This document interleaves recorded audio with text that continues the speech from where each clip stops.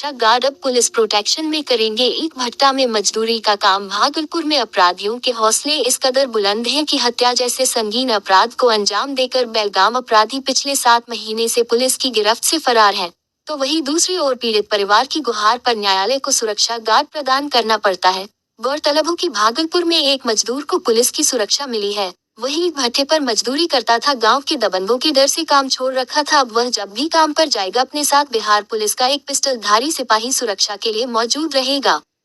जगदीशपुर का रहने वाला ईंट भट्टा में काम करने वाला मजदूर ये गार्ड पटना हाई कोर्ट द्वारा मिला है। दरअसल भागलपुर के जगदीशपुर निवासी मजदूर संतोष कुमार की मां को गांव के कुछ दबंगों द्वारा डायन बताकर प्रताड़ित किया जाता था, जिसके विरोध में संतोष ने केस दर्ज कराया।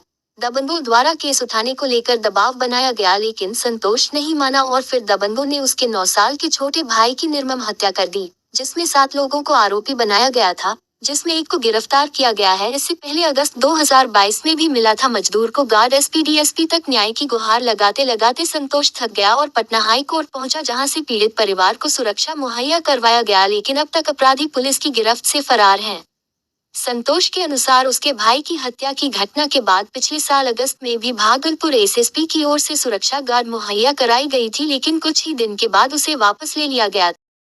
ऐसी जरूरत पड़ गई कि गार्ड देना पड़ गया सरकार को? सर, ज़रूरत ये पड़ गई कि मेरे माँ को डायन कह के पहले मारता था, उसके बाद जब अभियुक्त पे केस किए तो उसके बाद लगातार मुझे धमकी मिलने लगा। धमकी मिलने के बाद जो है मेरा 9 साल का भाई था, उसको मुंह में लकड़ी ठूस कर निर्मम तरीके से हत्या कर दिया। हत्या करने के बाद 7 महीने से पुलिस पदाधिकारी, एसपी, डीएसपी जो भी अधिकारी है सारा रिसीविंग है। डीजीपी तक मैंने पटना तक गुहार लगाया, लेकिन मुझे कोई शासन के अलावा कुछ नहीं दिखा।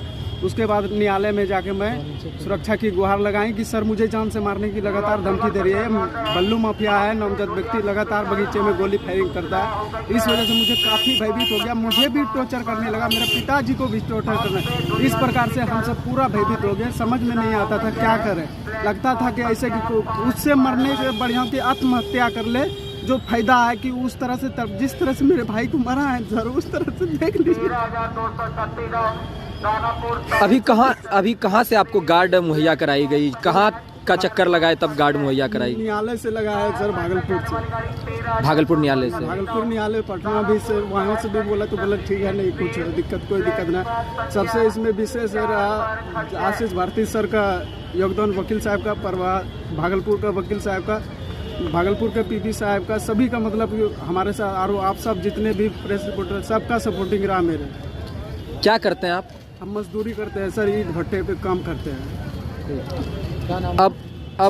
अब किसी तरह का कोई भय? अभी तो सर भय नहीं है, लेकिन देखते हैं आगे। लगातार अभियुक्त की ओर से खुलेआम घूम रहा है। 7 महीने से अभियुक्त गिरफ्तार नहीं हुआ है सर। भय तो बना हुआ ही है। सुरक्षा जब तक दिया है तब तक ठीक है, आगे देखते हैं उसका प्रोसेस क्या होता है। पहले भी गार्ड मुहैया कराई गई थी जी?